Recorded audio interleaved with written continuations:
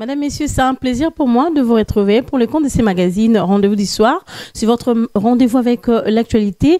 Je l'ai dit tantôt que vous avez les droits d'être formés et informés en même temps. Nous sommes là pour analyser et voir comment faire pour que notre pays atteigne l'apogée ou bien le développement.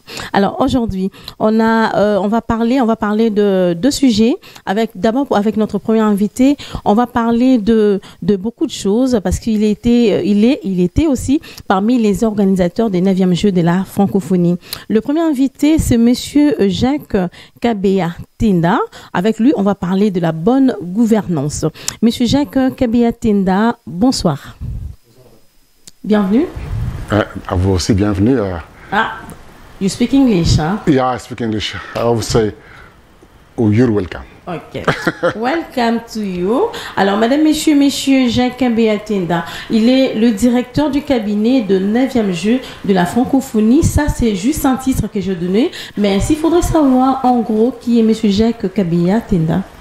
Jacques Kabeya Tenda, vous l'avez dit, madame Kitete, est directeur du cabinet de 9e Jeux de la francophonie. Oui. Mais avant j'ai joint le 9e Jeux de la francophonie. J'ai travaillé au Canada pendant 25 ans comme expert en finance, donc conseiller financier principal au sein du gouvernement du Canada. J'ai travaillé également ici au Congo à la Société financière de développement, la SOFIDE. Voilà, c'est ça mes trois sociétés par lesquelles je suis passé. Ok, vous êtes expert en finance, comme qui dirait. La bonne gouvernance vous va comme sujet. Mais exactement, la bonne gouvernance me va parce que c'est exactement ce que j'ai fait comme étude. J'ai étudié à l'université d'Ottawa, à ce qu'on appelle le Telfair School of Management, dans l'école de gestion Telfair, où j'ai fait la gestion, le management. Et j'ai également fait mon MBA à l'Université de Montréal en finance et banque et bonne gouvernance. J'ai également fait un titre d'expert comptable professionnel agréé du Canada qui est essentiellement orienté vers la bonne gouvernance. Heureusement que vous n'avez pas gardé votre savoir à l'étranger. Vous êtes revenu au pays pour apporter aussi votre expertise. Mais exactement, vous savez, à un moment, vous dites, j'ai beaucoup reçu tout au long de ma carrière, tout au long de ma formation. Je me dis, j'aimerais partager ce que j'ai reçu avec mon pays. Voilà, c'est pourquoi c'est la raison pour laquelle je suis sur place ici au Congo. Vous êtes le directeur du cabinet des 9e Jeux de la francophonie, qui a été déjà une réussite totale. En tout cas, coup de chapeau. En tout cas, on vous jette des fleurs. Alors, je ne sais pas, quel sentiment avez-vous de voir cet événement, ces grands événements réussir en RDC? Vous savez, Madame Kitete, j'ai participé aux Jeux de la francophonie à Ottawa. Et je suis venu au Congo. Nous avons organisé avec des amis à la tête de notre équipe se trouve notre directeur national, M. Isidore Kwanja, et dont je suis le directeur du cabinet. Donc nous avons organisé avec une équipe de gens compétents, formés. Bien sûr, les gens ont été chapeautés, pilotés par lui-même le chef de l'État. Vous comprenez, et nous avons réalisé des jeux qu'aucun autre pays de la francophonie n'a réalisé jusque-là. Ce sont des témoignages que j'ai reçus de la plupart de gens qui sont venus et qui nous ont témoigné, qui nous ont dit que vous avez réalisé des jeux extraordinaires, impressionnants. Et moi-même, comme je vous ai dit, j'ai assisté aux Jeux de la francophonie de 2001 à Ottawa. Je vous dis, comme on dit ici à Kinshasa, il n'y a pas photo. Il n'y a pas photo. Mais monsieur Jacques, le plus grand problème, c'est de savoir comment vous avez géré l'après-francophonie, en termes peut-être d'infrastructure. L'après-francophonie sera gérée, vous savez, les infrastructures ont été bâties. J'aimerais dire une chose avant que je réponde à cette question-là. Il faudrait que toutes les fleurs soient jetées à notre président. Le président Tshisekedi a fait, je vous dis, en 2 mois, il a fait plus de 6 descentes sur le terrain. Donc c'est une preuve de gouvernance que je n'avais pas vue avant. Et il a démontré qu'il était un leader. Il a conduit les Jeux Et n'eût été sa présence, je crois qu'il y aurait des couacs. Des couacs. Hein, les gens n'ont pas pu voler. Parce qu'il y avait l'ANER, il y avait l'IGF, il y avait en tout cas toutes les structures représentées. Ce n'est pas dans le vol. Là, vous prenez ça du mauvais côté. Ce n'est pas dans le vol, mais je vous dis, il nous a boosté. Il a boosté tout le monde. Okay. Vous comprenez? Quand vous réalisez un investissement comme celui-là, quand vous avez le chef derrière vous, je pense que vous n'avez pas d'autre choix que de réussir. Okay. Il a été avec nous. Et c'est grâce à lui, et il faut dire, chapeau bas, Monsieur le Président. Alors, l'après-francophonie, comment vous gérez cela? Je vais répondre à votre question. L'après-francophonie, nous avons des infrastructures. Les infrastructures sont là. Ce sont des infrastructures de grande facture. Maintenant, ce qu'il faut savoir, c'est qu'il faut que les structures soient mises en place. Ce n'est pas au niveau du Comité national des Jeux de la francophonie de le faire. Je crois que vous avez suivi le compte rendu du Conseil des ministres où le chef de l'État demandait au ministre du Sport, la culture et je crois les infrastructures pour voir ensemble comment on peut arriver à mettre en place des structures de gestion, de management et de gouvernance de ces infrastructures. Il le faut bien, il faut le faire le plus tôt possible parce que nous savons ce qui arrive souvent. Les infrastructures tombent en désuétude et plus personne n'est responsable. Et c'est là où la gouvernance est la chose la plus importante à observer dans ces cas. Alors, vous avez touché la gouvernance. Vous avez écrit dans votre livre, vous avez parlé de la gouvernance, vous avez parlé du développement des entreprises publiques. Alors, vous revenez du Canada, vous avez beaucoup plus vécu à l'étranger. Alors, vous êtes maintenant à Kinshasa.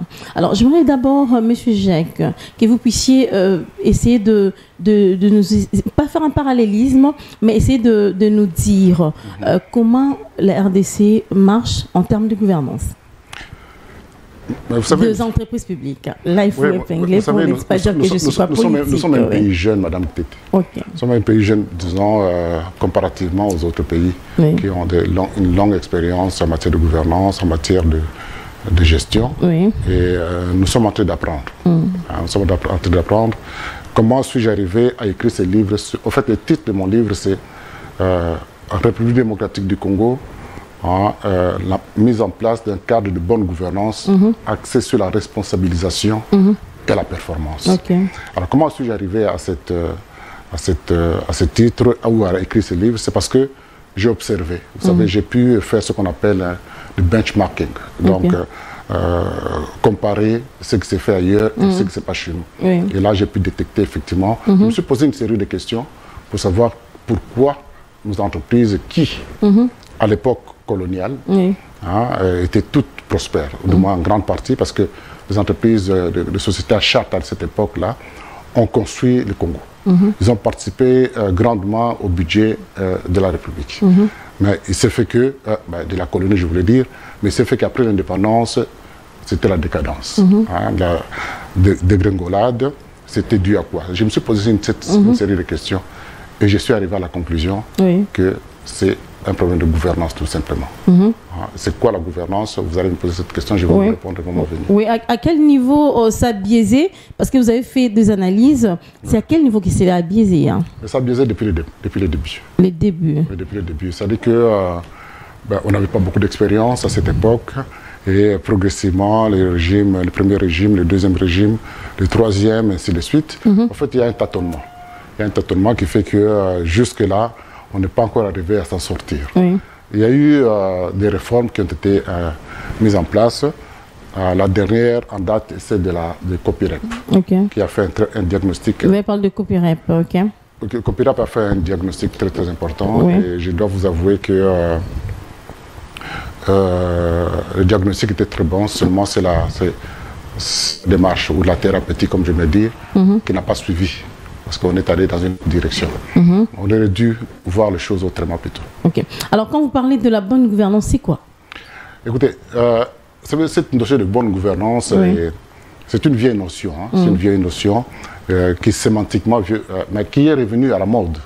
Qui est revenue à la mode il y a plus ou moins, depuis les années 70. Elle est revenue, cette notion est revenue à la mode, qui veut tout simplement dire, c'est gérer dans le but d'atteindre le bien-être commun. En fait, l'objectif, c'est la recherche ou l'atteinte du bien-être commun. Et bien sûr, c'est à ce moment-là que derrière cet objectif, il y a une série de choses qu'il faut mettre en place, notamment les structures, la culture, les règles de gestion, toute une série de choses, notamment au niveau de la fonction de la bonne gouvernance. On vous parle de ce qu'on appelle la direction stratégique.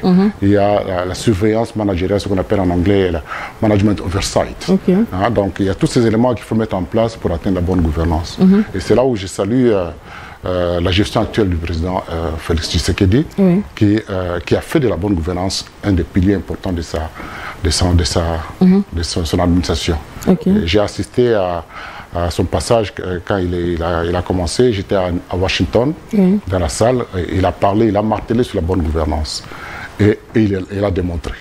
Il a démontré qu'il est le champion de la bonne gouvernance, avec le jeu de la francophonie notamment. Parce que là, comme je dis, c'est la recherche du bien-être commun.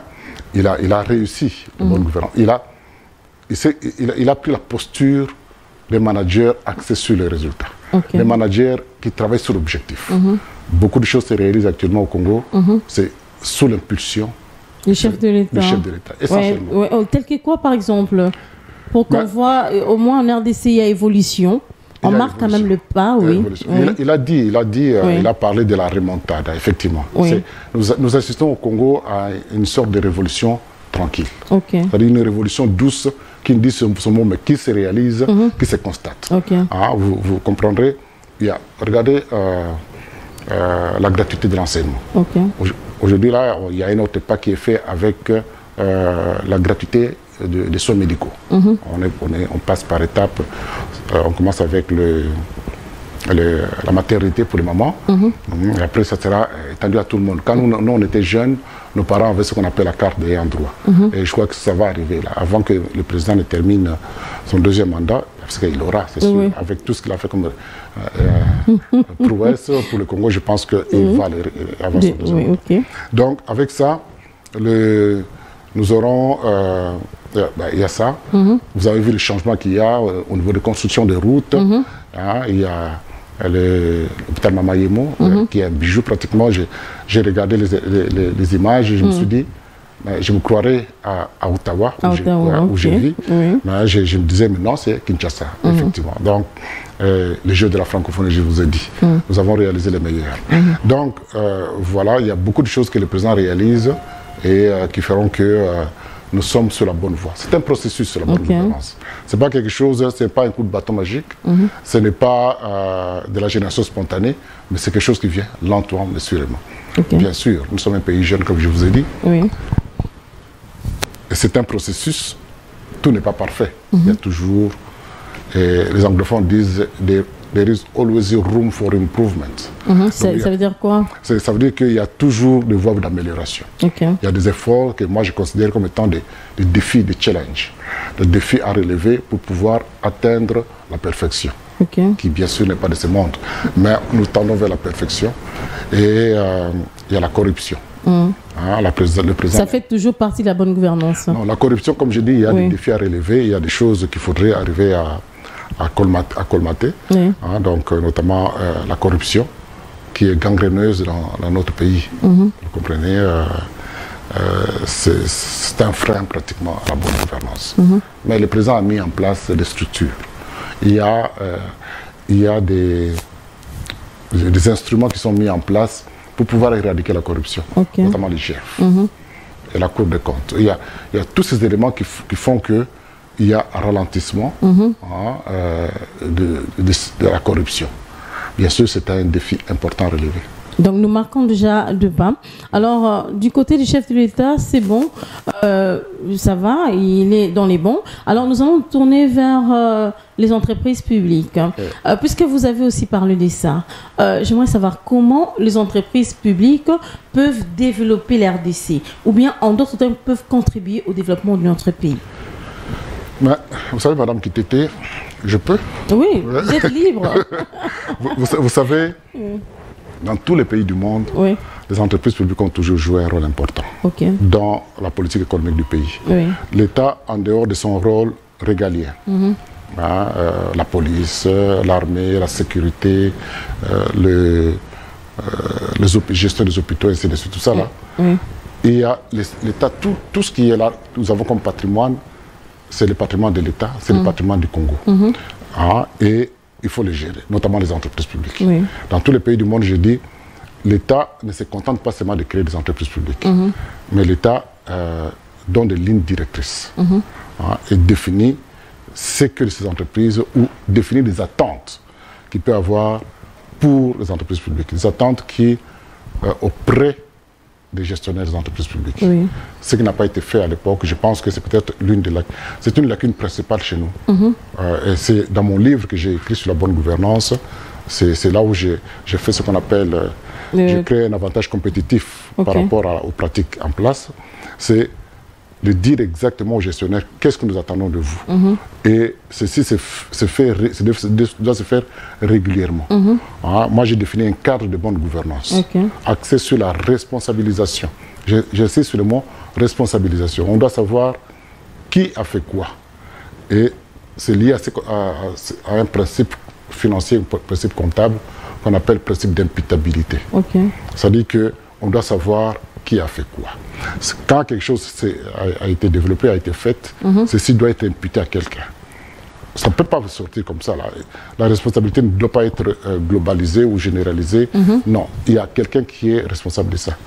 Notamment quand on est dans la ville de Kinshasa ici, il y a un responsable numéro 1, c'est le gouverneur de la ville. Donc il faut faire vraiment les suivis. Il faut faire les suivis. Il faut être vigilant, tout ça, dans les actions projetées, tout ça. La bonne gouvernance, c'est la reddition des comptes.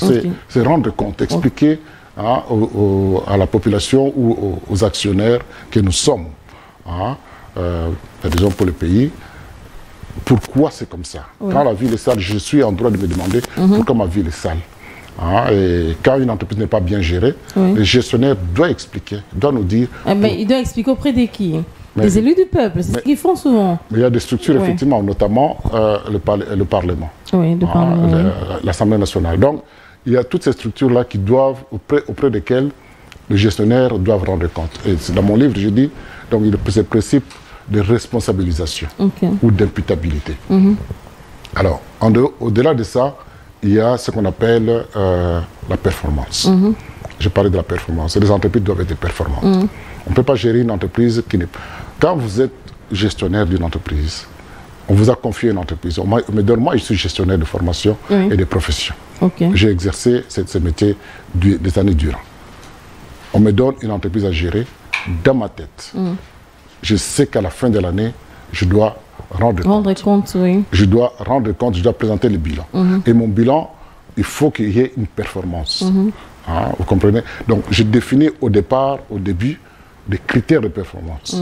Et à la fin, je dis voilà comment j'ai atteint mes critères de performance, pourquoi je ne les ai pas atteints, qu'est-ce que je fais pour améliorer pour que prochainement je puisse les atteindre. Ça s'efface dans chaque entreprise, Exactement. Entreprise publique surtout, pour qu'il y ait amélioration. C'est ce que je dis. Alors à la place, il faut mettre des experts, des personnes qu'il faut, à la place qu'il faut. Naturellement, madame. Naturellement, madame. C'est-à-dire que si on ne met pas des experts, des personnes qu'il faut, alors nous sommes en train de tâtonner. Vous savez, notamment parce que vous m'avez posé la question au début, qu'est-ce qui a fait que nous soyons dans les trous?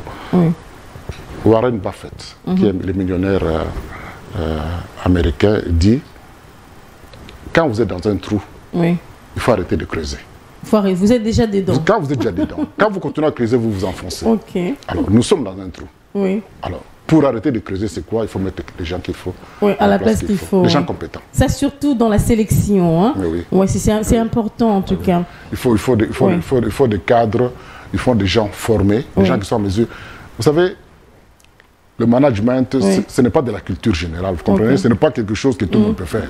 C'est pas comme le droit, ce n'est pas tout le monde. Ce n'est pas quelque chose qui est dans la culture générale, tout le monde peut aller, ainsi de suite, peut venir devenir juriste. Non, ça s'apprend à l'école. C'est pas pour rien qu'il y a... On va jusqu'au doctorat, vous comprenez? Ça c'est pour dire qu'il faut une formation. Cette formation de base, il faut connaître le background de chacun. Et qu'ils puissent aussi bien le défendre. Mais bien sûr. Et on doit leur demander des comptes. Moi, je suis de cette école où je dois demander des comptes à mes gestionnaires. Alors vous êtes rigoureux. Moi, je me demande pourquoi pas être parmi les consultants des entreprises publiques pour essayer de de donner cette formation à nos fonctionnaires, par exemple, de l'État, pour savoir comment travailler, comment faire développer, comment les entreprises peuvent développer la RDC, une sorte de prise de conscience. Mais c'est une option. C'est une option que vous me proposez. Ok. Alors, on va quitter les entreprises pour parler de l'économie. Ouais. Alors, faites un peu l'état des lieux de l'économie de la RDC. Ouais. L'économie de la RDC, je vous ai dit au départ, c'est une économie d'un pays en développement. Ok. En développement.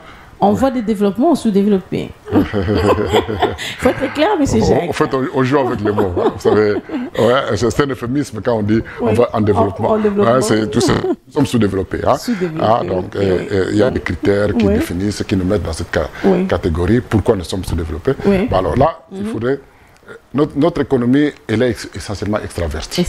Le président a parlé de la revanche du sol sur le sous-sol. Voilà une des voies pour nous sortir de cette situation. Nous sommes, du point de vue alimentaire, nous sommes dépendants essentiellement de l'extérieur. C'est pas correct. Quand je regarde même les entreprises, le PME, moi j'ai travaillé, je vous ai dit, je suis un banquier de formation de profession. Mon MBA, c'est en finance et banque. Donc je suis banquier de formation et de profession parce que j'ai travaillé à la banque. À Kinshasa et au Canada, j'ai travaillé à la banque aussi. Donc, ce qui fait que, à la SOFIDE, nous avons financé des projets. Quand je suis revenu plusieurs années après, j'ai rencontré des collègues qui étaient DG de la SOFIDE, DG de la FPI. Je leur ai posé la question de savoir qu'est-ce qui fait que sur le marché, les PME, il n'y a pas de PME congolaises. Tout est essentiellement occidental, disons, étranger. C'est des Indiens, c'est des Libanais, c'est tout ça. Il y a des raisons, je n'aimerais pas le dire ici, mais est-il que nous devons faire un effort de ce côté-là. Alors, l'économie est détenue essentiellement par des étrangers. Les expatriés. Les expatriés. Mais la loi congolaise n'interdit pas cela? Mais elle n'est peut-être pas appliquée. Peut-être pas appliquée, mais écoutez, nous devons éviter de tomber dans ce qu'on a fait à l'époque de la zérianisation. On a voulu donner, le président Mobutu a voulu donner aux Congolais les entreprises existantes. Et voilà, qui n'étaient pas bien préparées. N'étaient pas bien préparées. Aujourd'hui, on ne les ferait pas. Il faut plutôt promouvoir les entreprises. Mais ça a pris du temps quand même. L'expérience, il faut l'acquérir quand même. Il faut plutôt promouvoir les entreprises congolaises.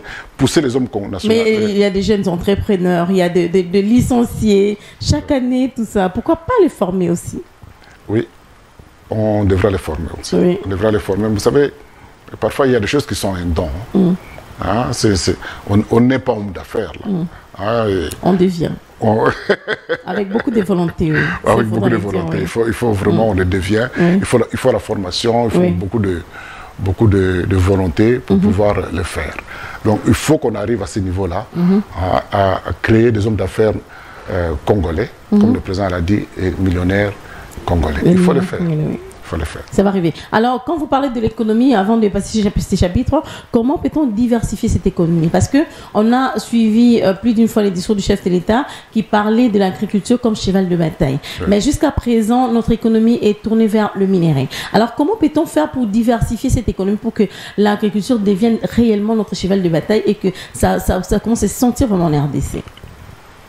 C'est de la responsabilité individuelle, vous savez. Okay. J'ai vu des gens de la diaspora, oui, des Congolais de la diaspora venir et s'installer. J'ai vu une dame, il s'est installée ici à Kinshasa, je crois, oui, et qui a commencé un business dans ce oui, sens-là, dans le secteur agricole. Il faut que les gens croient en ça. Oui. Je vous dis, je vois au Canada, par exemple, oui, il y a du pondou qui n'est pas produit au Congo, qui se produit dans d'autres pays, qui est vendu au Canada. Donc, alors qu'il y a des Congolais qui peuvent produire le pondou ici, transformer le pondou et exporter. Et ils peuvent le faire, mais je ne vois pas d'unité de production dans ce sens-là. Donc, il faut de la volonté au niveau des individus, au niveau des Congolais. Chacun, avec un capital, bien sûr, et peut faire quelque chose. Quand j'étais à la SOFIDE, on travaillait sur ce qu'on appelle un fonds de garantie. On voulait créer un fonds de garantie parce que les PME ont des lacunes énormes. Je connais les problèmes des PME. Non seulement parfois il y a la formation, mais il y a aussi la garantie. Vous savez, les banques ont des exigences. Hein? Oui. C'est exigences avec beaucoup de taxes. la garantie bancaire. C'est ce qui ne fait pas progresser l'RD, c'est trop des taxes. Hein? L'autofinancement. Oui. L'autofinancement des taxes, il y en a aussi. Oui. Ah, mais il faut qu'ils arrivent, qu'on arrive à les aider dans ce sens-là. Mais il y a maintenant un fonds de garantie des petites et moyennes entreprises qui peut aider dans ce sens-là à promouvoir la classe moyenne congolaise. Mais c'est compliqué sous d'autres cieux. Prendre un crédit dans une banque, c'est facile, tout ça. Mais ici en RDC, si vous prenez un crédit là, vous vendez votre parcelle avec des intérêts, les taux d'intérêt élevés. Oui, mais c'est ça. Vous êtes financier, vous travaillez dans ce secteur. Oui. Vous aussi apportez votre appui par rapport à ces dossiers. Mais oui, mais vous savez, c'est vrai que quand vous prenez un crédit, vous devez le rembourser. Le secteur économique d'une manière générale pose beaucoup de problèmes aux petites et moyennes entreprises. Oui. Elles sont facilement avalées. Vous savez, il y a aussi la concurrence extérieure. Hein. Nos amis chinois, indiens qui sont là, la compétitivité. Ils ne vous laissent pas la tâche facile. Hein. Vous allez acheter des biens chez eux, vous venez vendre ici, ils peuvent toujours mettre des bâtons dans les roues que là où vous importez. Bien emballé, chez nous là, c'est exactement. Donc c'est pour dire qu'à un moment, il faudrait, je ne dirais pas une table ronde, mais il faut que qu'on aille en profondeur, qu'on sache exactement comment arriver à assainir cet environnement. Vous avez fait allusion aux taxes. C'est une de voies qu'on peut utiliser pour pouvoir assainir cet environnement. Oui. Ah, très bien. Alors, puisque vous avez fait des études approfondies sur la bonne gouvernance, alors, M. Jacques, j'aimerais bien vous donner cette occasion de nous montrer quels sont les défis à relever et pourquoi pas parler des pistes et de solutions. Dans la bonne gouvernance. Oui, dans la bonne gouvernance. J'ai fait allusion. D'abord, je vous ai parlé de la corruption. Okay. C'est une gangrène. La lutte contre la corruption. La lutte contre la corruption. C'est la corruption vous bloque à tous les niveaux. Oui. Quand vous arrivez quelque part pour faire un travail, il faut corrompre. Ça, c'est vraiment des défis qu'il faut arriver à relever. Au niveau à l'intérieur des entreprises, je vous ai dit, l'effort est fait à ce niveau-là. Hein, avec l'IGF qui a été ressuscité pratiquement par le président Tshisekedi. Hein, l'IGF, la présence de l'IGF, vous savez, on peut pas, le risque, on ne peut pas l'éradiquer totalement. Mais il faut arriver à les réduire.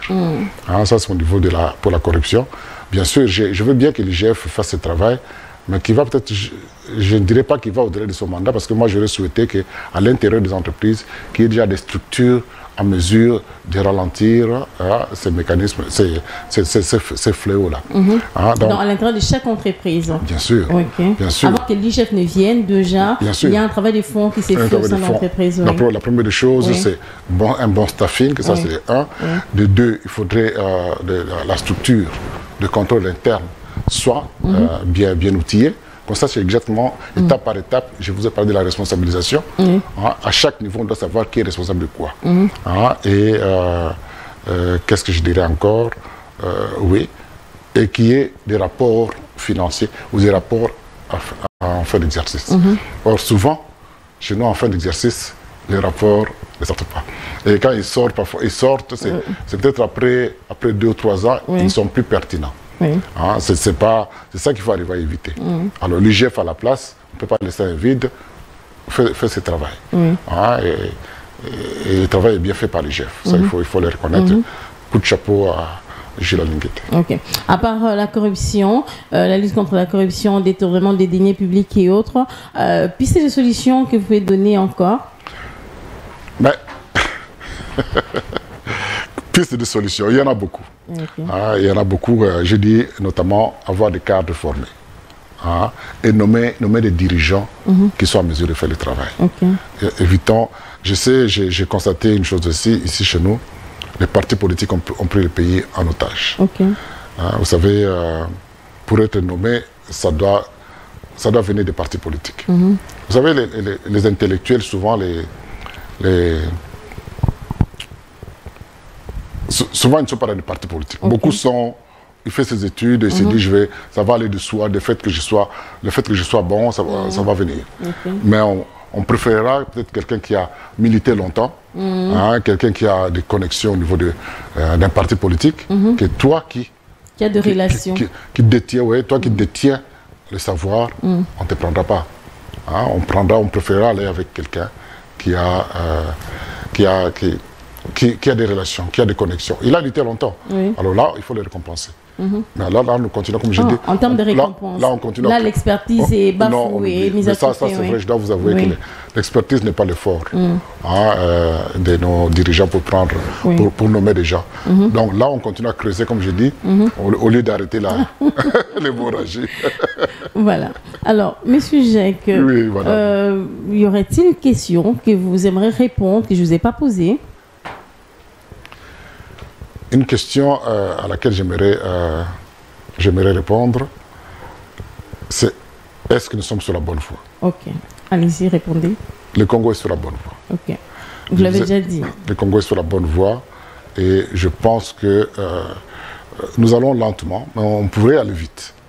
On pourrait vraiment aller vite, mais compte tenu de tout ce qu'il y a comme défi tout autour, tout ce qu'il y a comme contrainte, et nous avançons lentement. Oui. On pouvait aller très vite, mais acceptons d'aller comme ça, parce que vous savez, faute de grives, on mange les merles. Donc en fait, de ce qu'on aime, on va avec ce qu'on a. Oui. Donc il faut aller avec ce qu'on a. Parce qu'on ne va pas inventer les Congolais, on ne va pas griller de nouveaux Congolais, on travaille avec les Congolais qui sont là. Alors, votre mot de la fin, M. Jacques Kabeya Tinda, vous êtes expert en bonne gouvernance. J'espère que cet avis que vous allez donner maintenant sera pris à bras-le-corps, ça sera pris au sérieux. Alors, votre mot par rapport à la bonne gouvernance en RDC? Je vous ai dit, le président Tshisekedi a pris la posture d'un grand homme d'État. Okay. Le travail qu'il fait, c'est un travail... il est lui-même... C'est un gestionnaire de proximité.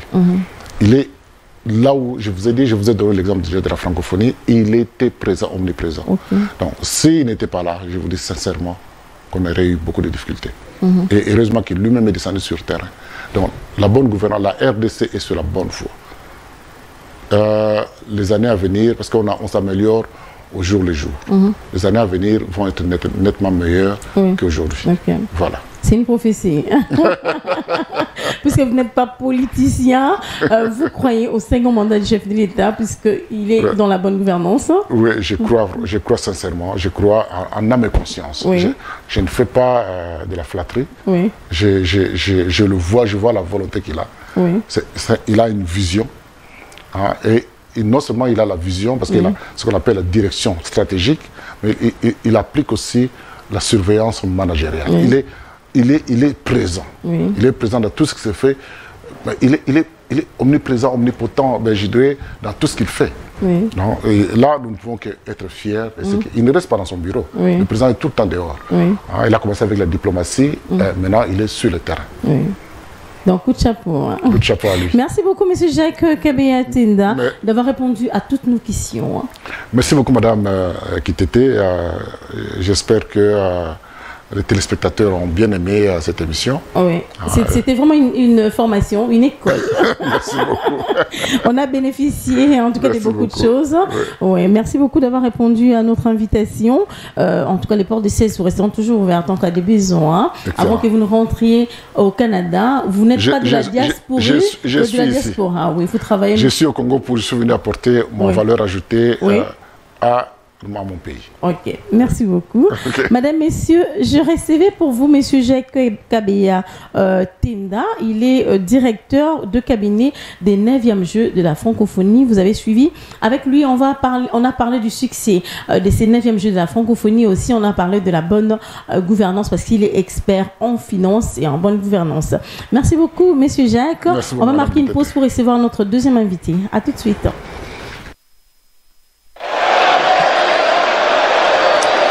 Allez, la cérémonie, en tout cas, de proto cette édition. Et ce geste de fair play du Cameroun, et le président qui va rendre les médailles à tous les concurrents, tous les médaillés de cette compétition de foot.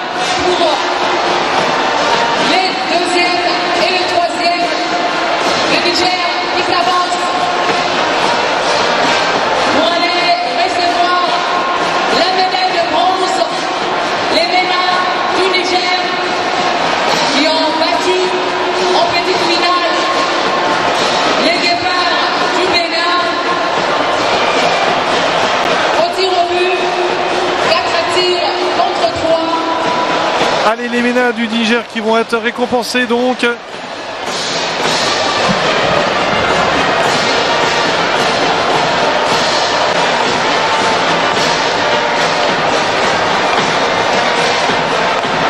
Ah, vous voyez encore une équipe du Burkina Faso assez jeune qui va encore grandir, c'est certain. On les retrouvera à l'image d'Abdoulkader Ouattara, joueur très très fort, on a pu le voir.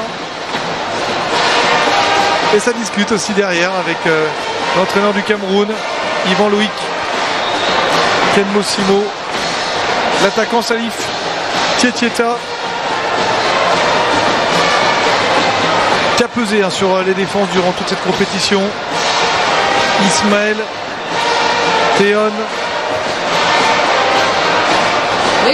et puis le portier qui n'a rien pu faire sur notamment le penalty d'Arthur Avanebong, Ladji Sanou, mais il a sauvé par de belles parades en tout cas.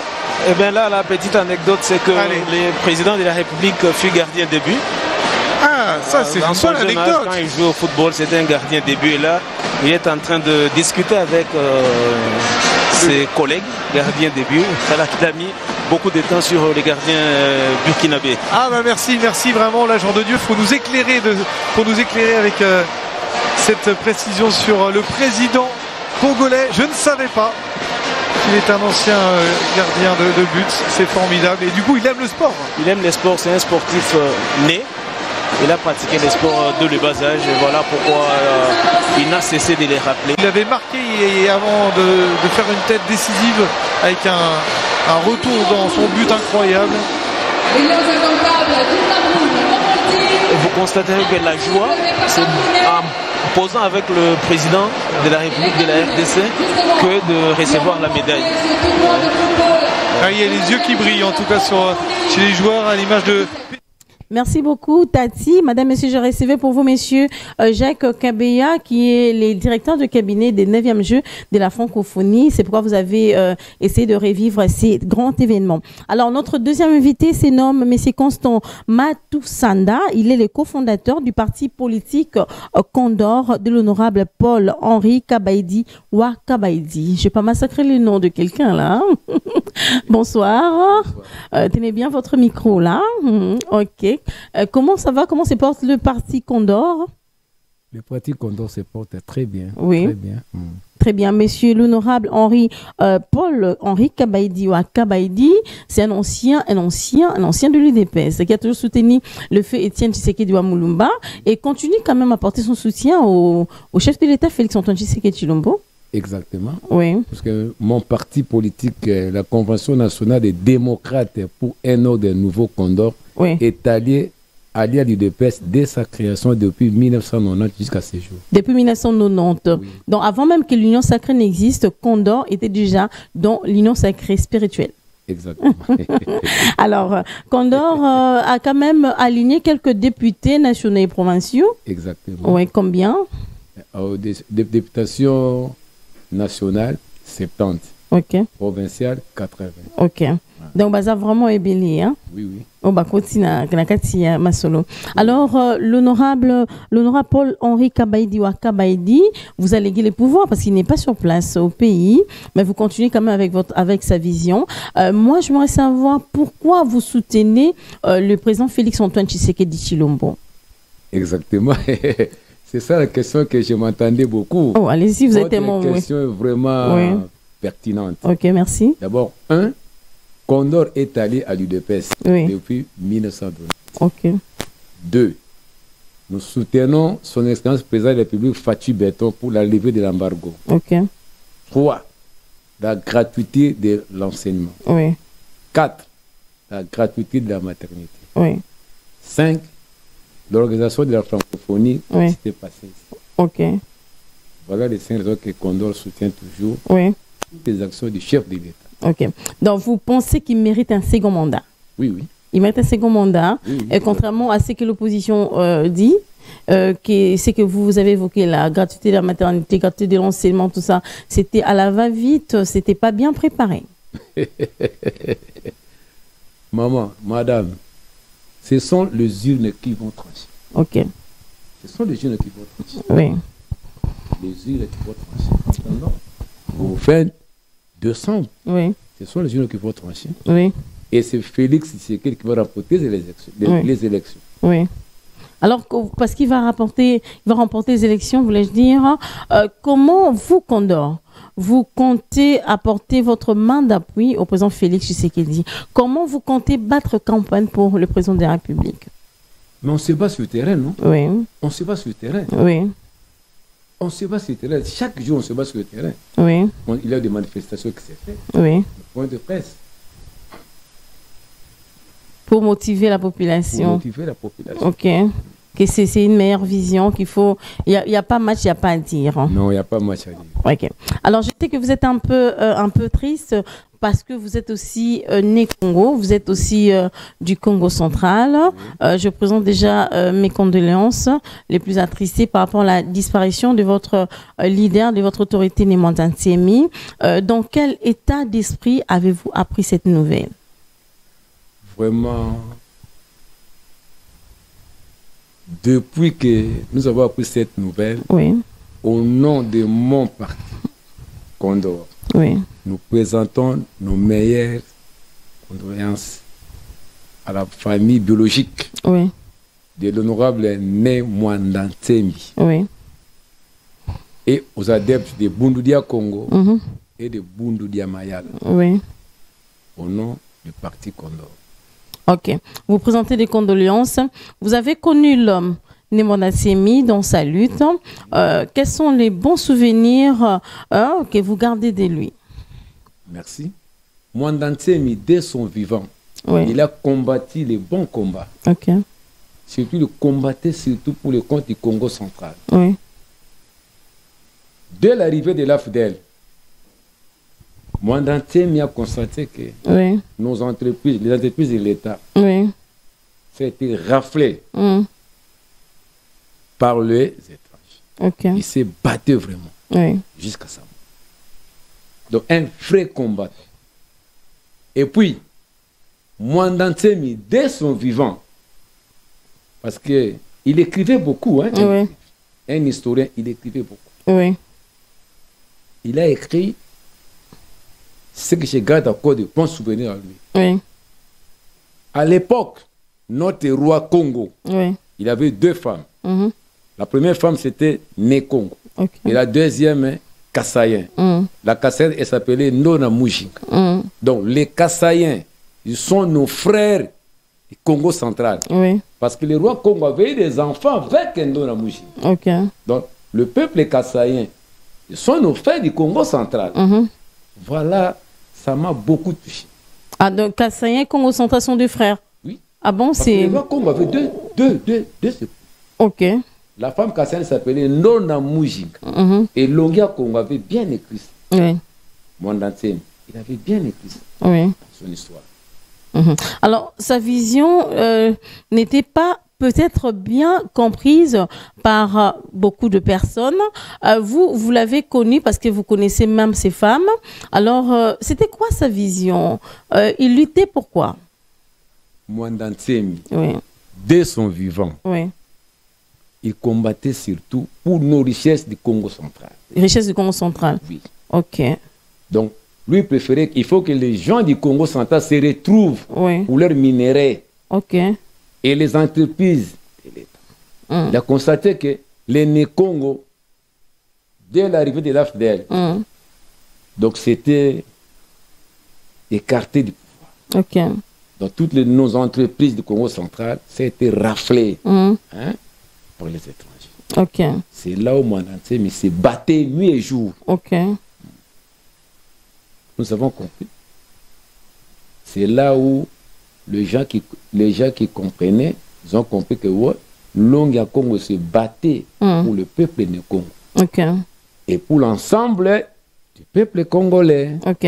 Donc, quand vous parlez, bon, j'ai retenu deux points, minerais et la gouvernance. C'est-à-dire, les gens du Congo central se sont sentis un peu écartés de la gouvernance du pays. Et puis, l'air minéré était menacé. Beaucoup plus on parle de l'Est quand on voit les minéraux. Qu'est-ce que le Congo central a comme richesse? Mais il y en a beaucoup. Oui, tel que quoi? Il y en a beaucoup. Il y en a beaucoup. Il y en a beaucoup. Mhm. Il y en a beaucoup. Il y en a beaucoup. Ok. Alors, la valeur des gens du Congo central, quant à la direction de la bonne gouvernance, c'est quoi? Parce que on sent que les gens du Congo central, Monsieur Constant, tenez bien votre micro là, devant là, parce que les gens ont besoin de vous écouter. Les gens du Congo central sont forts peut-être en économie. Alors, selon vous, quelles sont les valeurs de ces gens-là du Congo central en mémoire de votre leader?